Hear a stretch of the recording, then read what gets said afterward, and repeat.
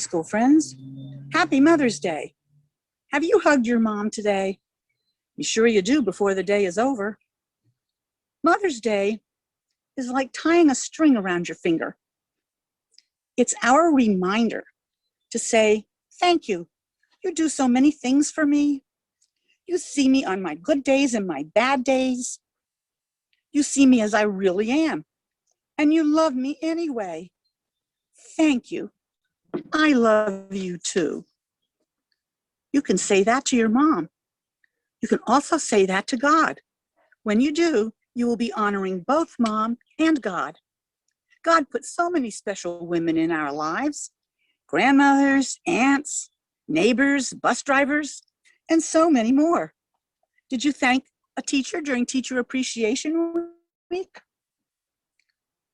This is a day to honor each one. We can pray for them in private. We can also show them our love and respect right out in public, so everyone can see how special they are to us. If you want to change how someone feels on the outside, nope, let me start that over again. If you want to change how someone feels on the inside, you have to say some good stuff out loud on the outside. Listen to your grandma.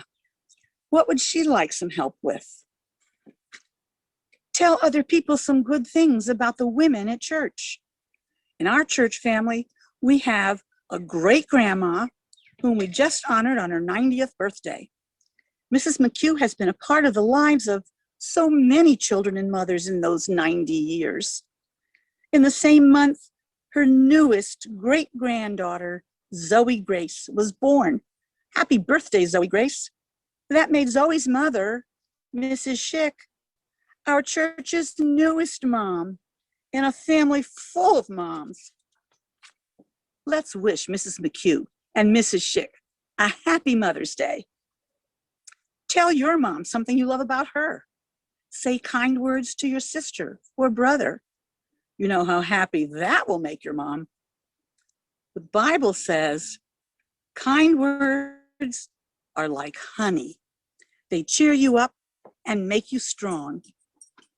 So can some surprise hugs and kisses. One Sunday, we sang a beautiful hand-clapping song called Draw the Circle Wide. What if, on Mother's Day, all of God's children were to hold hands and make a big circle? What if you made that circle wide enough to hold all the mothers in the world, from all the different kinds of families in the world? What if there were mothers in the circle who looked different from you, and mothers who might look different from their own kids? Mothers who dress differently from yours, and mothers whose children don't wear any clothes at all. Families with two mothers, and grandmothers bringing up their grandchildren. Mothers who have adopted children, and mothers who have lost children. Mothers who aren't home with their children because they are at work. And mothers who go to bed hungry or exhausted so their children can eat. Mothers who are worried that their children might get shot or lost. Mothers who have sent children across the border into a new country where they might be safe or might not be. What if some of these mothers are strangers? What if some of them aren't? What about the women who have never been mothers? What if we honored all these special women inside our wide circle? Because God loves them all. Jesus said the greatest commandment is, love the Lord your God with all your heart and soul and mind, and love your neighbor as yourself. Did you know the Bible has a lot to say about mothers?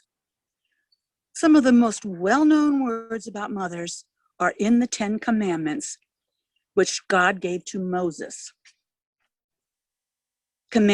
Commandment number 5 that God wrote on the tablet says, honor your father and mother. In this commandment, God tells you to obey your parents. God commands that you listen to your mom and dad and do what they tell you right away. Your parents know things that can help you as you grow up.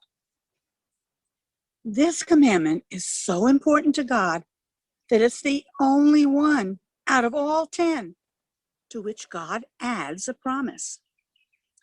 Things will go well for you. You will have a long and happy life if you love and respect your mom and dad, God promises. Today, the best loved and most celebrated mom in the Bible is Jesus' mom, Mary. When Jesus was your age, he was growing up in the small town of Nazareth. Like the other Jewish boys, Jesus was learning about Moses and the 10 Commandments. Just like you do, Jesus would have known the commandment to show honor to his mother and father.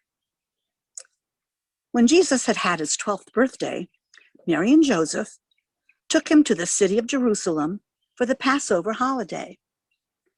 They traveled with a group of neighbors and relatives, so Jesus had his cousins and friends to hang out with as they walked. Our video today shows more of this story. It's the only story the Bible tells us about Jesus at this age. Watch carefully for the part where Jesus honors his mother. Happy Mother's Day, Mary. Jesus is lost. Luke chapter 2, verses 41 through 52. Jesus grew up in Nazareth. Every year, Jesus and his family would go to Jerusalem to celebrate the Passover feast. When Jesus was 12, they went to the feast as usual. The streets were crowded with people. On the way back home to Nazareth, Mary and Joseph couldn't find Jesus. They asked their relatives and friends, "Have you seen Jesus?" but no one knew where he was. Mary and Joseph went back to Jerusalem. They looked and looked for Jesus. Finally, after 3 days, they found him. Jesus was talking with the teachers in the temple. The teachers were amazed. Jesus was very wise for such a young boy. Mary and Joseph rushed to Jesus. "We were so worried about you," said Mary. Jesus knew God was his father. He said, "I had to come to my father's house." He loved and obeyed his parents too. So he returned home with them and grew stronger and wiser. Have you ever been lost? Have you ever gotten separated from your parents and you didn't know where they were? Jesus got separated from his parents in the temple that was crowded with the Passover. Mary and Joseph were terribly worried. Your mother would have been frantic too if you were missing in a big city with a big holiday crowd. But Jesus wasn't lost. He knew just where he was. He was in his heavenly Father, God's house. But Jesus also honored his earthly parents, Mary and Joseph, just as the commandment says. When Mary told Jesus how worried they had been for him, Jesus listened to her. He obeyed right away and went back home to Nazareth with them. And there Jesus lived with Mary and Joseph until he was much older. The Bible describes a special moment at the very end of Jesus' life on earth, when Jesus again showed his love and respect for Mary, and he honored him, and he honored her. It happened at Easter time, just after another Passover in Jerusalem. This time, Jesus hung dying on the cross. Mary was close by Jesus' cross, crying quietly. She was being comforted by a young man, John, who was the disciple Jesus loved best. Jesus looked down at Mary and John standing there together. "Mother," John is your son now. He will love you as I do. John will take care of you from now on. John, Mary is your mother now. She will love you as her own son. Jesus was honoring his mother by making sure that she would still be taken care of, good care, after he was gone. From that time on, John took Mary to live in his home, the Bible says. I'd like to read you some more from the book Best Day Ever by Joyce Meyer. This is called Super Duper Extra Sour Candy. The Bible has some pretty interesting things to say about honoring your parents, says Joyce Meyer. It says that if you do, it makes God happy. But what does honor look like? In what ways can you honor your parents? Even though honor sounds like a very serious word, it's actually not too hard. You can honor or respect your parents by listening to them when they ask you to help with the dog. When they tell you to finish your homework and you get it done, it honors them. When you want to do something really badly, but they tell you no, and you still have a good attitude, that really honors God. But what is it like on the other side when you don't do what they ask, when you don't keep your word to them, and when you have a bad attitude because you feel they've let you down? Well, it's like popping the most super duper, extremely sour piece of candy into your mouth.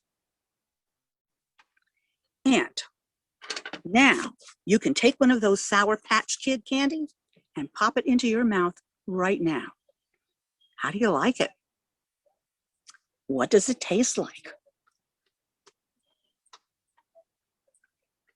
Not the normal kind of sour, the overwhelming, can hardly stand it kind of sour.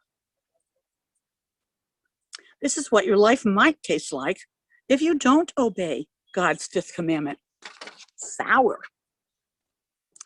Instead, you could choose to be a sweet kid, like the kids who do their best to listen to their mothers. I think Joyce Meyer would agree that honoring your mother and father, as God commands, is like the honey in Proverbs 16:24. It tastes good, as God commanded, and as God also promised, it's good for you. At the end of the day, obeying your mother is a great way to honor God. Joyce Meyer ends with a prayer for you kids to think about, and then one for your mothers, whom we are honoring today. Let's pray. God help me to honor my parents even when I don't feel like it. I know when I do, I'm really honoring you. God, help me to teach my kids, my Sunday school kids, my grandchildren, what it looks like to honor and respect you, as well as others, with both my words and my actions. In Jesus' name we pray. Amen. Here's a song for you kids and your moms. Let's celebrate what makes her great.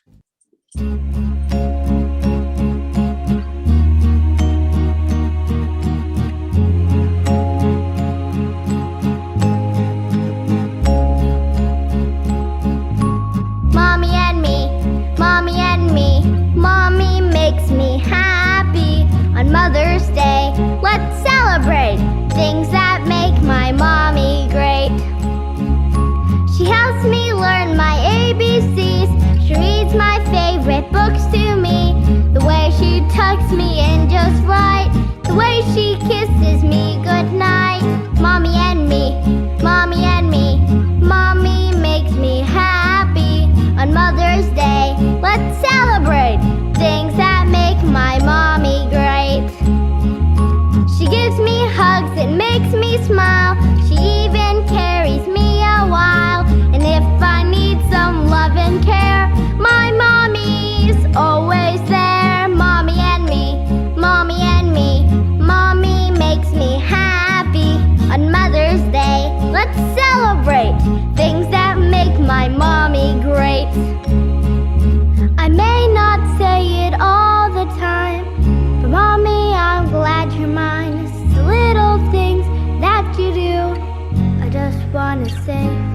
you.